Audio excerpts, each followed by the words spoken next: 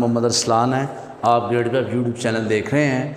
आज हमारा pharmacology chapter number 3 से हमारा जो थर्ड लेक्चर है ऑटोनोमिक नर्वस सिस्टम का वो स्टार्ट होना है।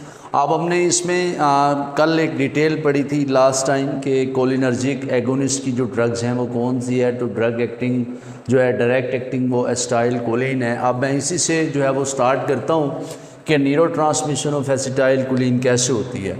अब एसिटाइल कोलिन एक न्यूरो ट्रांसमीटर है जो कि कोलिनर्जिक न्यूरॉन से निकलता है। अब आप ये समझें कि मैंने ये पूरा न्यूरॉन ड्रा किया हुआ है। अब पहले वाले न्यूरॉन को प्री कोलिनर्जिक न्यूरॉन कहते हैं। कोलिन एक केमिकल है जो सोडियम उठा के पहले न्यूरॉन के साइटोप्लाज्म में लेके आता है। अब कोलिन जब साइटोप्लाज्म के अंदर आती है तो वो एसिटाइल को ए ये एक एंजाइम है जो कोलिन के साथ रिएक्ट करता है और बनने वाला जो कंपाउंड है वो एसिटाइल कोलिन बनती है। एसिटाइल कोलिन अपने आप को डिग्रेडेशन होने से बचाने के लिए वो इस वेजिकल के अंदर इस थैली के अंदर आके स्टोर हो जाती है। जो निशान है ये एसिटाइल कोलिन के ही हैं। और जब बॉडी में एक्शन पोटेंशियल जनरेट होता है तो कैल्शियम के आयन इस वेजिकल में आते हैं और यहाँ से एसिटाइल कोलिन जो है वो डिफ्यूज़ होके साइनेप्टिक स्पेस में आ जाती है। वर्ड है जी साइनेप्टिक स्पेस। इसका ये मतलब है दो न्यूरॉन्स के दरमियान जो खाली जगह है वहाँ पे आके बाइंड कर जाती है। अब जो सेकंड न्यूरॉन है उसको कहते हैं पोस्ट कोलिनर्जिक न्यूरॉन।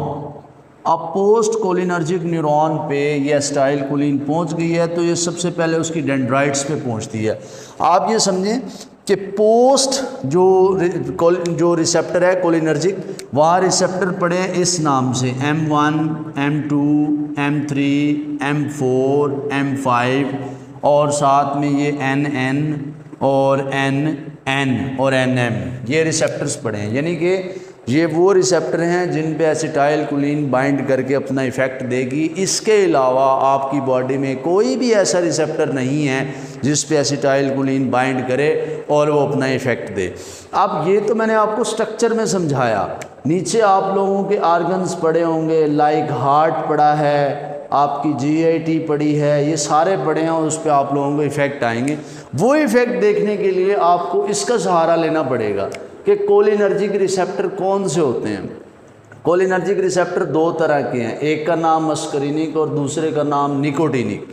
यानी ये वो रिसेप्टर हैं जिन पे एसिटाइल कोलिन आके डायरेक्ट बाइंड करती है। ये मैंने वर्ड लिखा हुआ है ना, डायरेक्ट एक्टिंग। इसका ये मतलब है कि ये वाले जो ड्रग एसिटाइल कोलिन है ये जिन रिसेप्टरों पे आके डायरेक्ट बाइंड करती है वो मस्करिनिक और निकोटिनिक है। अब मैं इनके साथ लिख सकता हूँ M और N, इनके ऊपर आके बाइंड करेगी। आप ये समझिएगा ये एसिटाइल कोलिन का सिंबल है।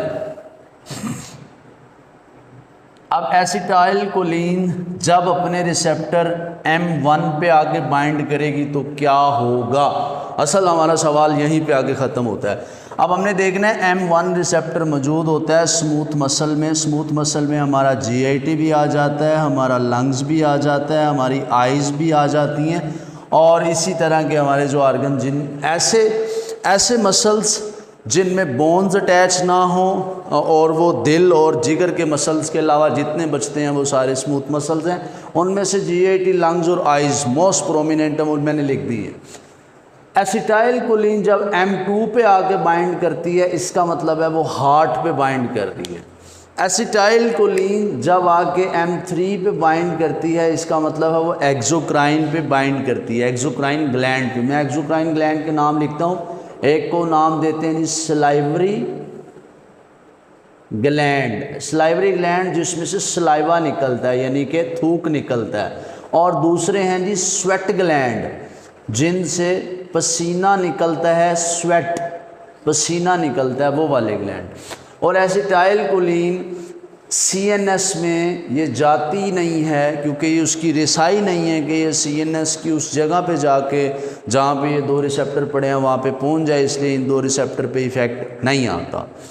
अब एसिटाइल कोलिन जब अपने निकोटीनिक रिसेप्टर NN पे बाइंड करती है, NN का मतलब होता है गैंग्लिया।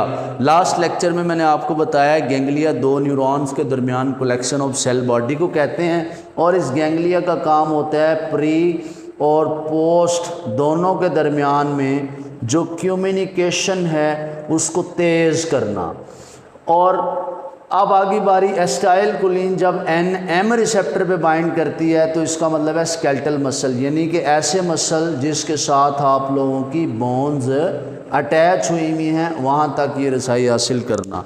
अब देखें, मैंने सिर्फ डायरेक्ट बाइंडिंग करवाई है, मैंने अभी तक आपको किसी किस्म का कोई इफ़ेक्ट नहीं बताया, लेकिन आप याद रखें कि आपने अगर कोलिनर्जिक रिसेप्टर्स को याद रखा और कोलिनर्जिक रिसेप्टर पे आने वाले इफ़ेक्ट, ये नेचुरल इफ़ेक्ट हैं जो कुदरती ये जो एसिटाइल कोलिन न्यूरोट्रांसमीटर बॉडी में निकल रहा है वो इफ़ेक्ट देता है। देखें होगा क्या, GIT की मूवमेंट तेज़ कर दी जाएगी, लंग्स के जो ब्रोंक्यूल्स हैं वो सुकड़ जाएंगे, यानी कि मैं उर्दू में लिख रहा हूँ वो सुकड़ जाएंगे, कॉन्स्ट्रिक्शंस पैदा होगी, और आइज़ जो हैं उसकी जो पुतली होती है अंदर वाली ये वाली, ये इसको कहते हैं प्यूपल, प्यूपल जो है वो भी कॉन्स्ट्रिक्ट कर जाएगा, यानी कि मायोसिस जो है वो आइज़ के अंदर हो जाएगी, आँखों की पुतली जो वो सुकड़ जाएगी। आपने याद रखना है कि जब भी एसिटाइल कोलिन M1 रिसेप्टर पे बाइंड करेगी तो GIT की मोटिलिटी तेज़ हो जाएगी, लंग्स हैं जो फेफड़े हैं उनमें हवा का रास्ता कम रह जाएगा, क्योंकि इसमें बलगम, आप ये समझें बलगम ज़्यादा बननी शुरू हो जाएगी, और आइज़ की जो अंदर वाली पुतली है जिसको प्यूपल कहते हैं वो भी सुकड़ जाएगी। और जब यही एसिटाइल कोलिन इस M2 पे आके बाइंड करती है, मतलब हार्ट पे बाइंड करती है, तो याद रखिएगा हार्ट रेट आप लोगों का गिर जाएगा। और जब यही एसिटाइल कोलिन M3 पे बाइंड करता है तो आप लोगों के मुंह में से थूक ज़्यादा आना शुरू हो जाएगा और पसीना भी ज़्यादा आना शुरू हो जाएगा। और जब एसिटाइल कोलिन NN रिसेप्टर पे बाइंड करती है, यानी गैंग्लिया पे बाइंड करती है, तो प्री और पोस्ट के दरमियान कम्युनिकेशन जो है वो फास्ट हो जाएगी। और जब acetyl choline NM skeletal muscles पे बाइंड करती है, ऐसे मसल जिसके साथ हड्डियां अटैच हैं, तो आपकी पूरी बॉडी के अंदर जो नेक्स्ट काम होगा उसको कहते हैं मसल ट्विचिंग, यानी कि आपकी बॉडी के मसल्स की जो मूवमेंट है स्केलेटल मसल की वो तेज़ हो जाएगी। इसके 2-3 नाम हैं, इसको कॉन्स्ट्रिक्शन भी कह सकते हैं, इसको ट्विचिंग भी कह सकते हैं, इसको फेसिकुलेशन भी कह सकते हैं, कि वो जो है वो मसल्स के अंदर बढ़ जाएगी। आपने इस पूरे लेक्चर के अंदर जो सबसे मेन टारगेट है वो कोलिनर्जिक रिसेप्टर है, आप इसको ज़हन में रखिएगा।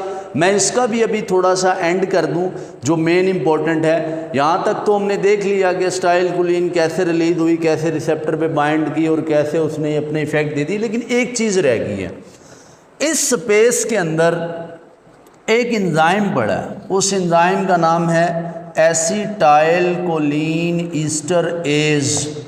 ये वो एंजाइम है जो एसिटाइल कोलिन की ब्रेक डाउन करता है, यानी उसको तोड़ता रहता है 2 हिस्सों के अंदर, एक कोलिन और दूसरा एसीटेट। एसीटेट तो बॉडी से यूरिन के थ्रू रिमूव हो जाता है, और जबकि इस कोलिन को, ये मैंने कोलिन में इसको सही कर दूं, ये कोलिन, इस कोलिन को दोबारा ये सोडियम उठा के यहीं पे लेके चला जाता है।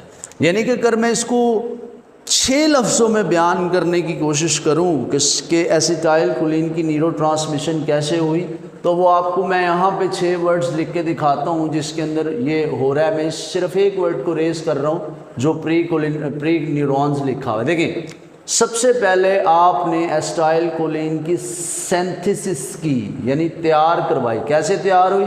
कोलिन अंदर आई, एसिटाइल कोलिन ए के साथ रिएक्ट हुआ तो एसिटाइल कोलिन बन गई। नंबर 2, एसिटाइल कोलिन स्टोर किधर हुई? एसिटाइल कोलिन इस वेसिकल के अंदर जो है वो स्टोर होगी। नंबर 3, एसिटाइल कोलिन रिलीज कब हुई? जब एक्शन पोटेंशियल जनरेट हुआ। ये एक्शन पोटेंशियल यहाँ पे जनरेट हुआ, यहाँ पे एसिटाइल कोलिन यहाँ पे बन गई और यहाँ पे स्टोर होगी। नंबर 4, एसिटाइल कोलिन की बाइंडिंग विद रिसेप्टर के ये अपने रिसेप्टर्स पे बाइंड कैसे की और किन पे की वो हमने बता दी है, मस्करीनिक और निकोटीनिक है। पांचवा, एसिटाइल कोलिन की डिग्रेडेशन, एसिटाइल कोलिन की तोड़ फोड़ किसने की वो हमें पता है कि यहाँ पे मौजूद है एसिटाइल कोलिन ईस्टरेज एंजाइम जो उसने की। ये चौथे नंबर पे हमने बाइंडिंग देखी, पांचवें नंबर पे हमने डिग्रेडेशन देखी और छठे नंबर पे री अपटेक ऑफ कोलिन, कि कोलिन जो है उसका री अपटेक कैसे हुआ, उसको यहाँ से सोडियम आया और दोबारा उठा के उसको ले गया और फिर ये प्रोसेस इसी तरह बॉडी के अंदर चलता रहता है। आई होप कि आप लोगों को नेचुरल मैकेनिज़्म जो हमारी बॉडी में ऑलरेडी हो रहा है आपको उसकी बड़ी बेहतर तरीके से समझ आ गई होगी। तब तक के लिए इजाज़त दीजिएगा। अल्लाह हाफिज़।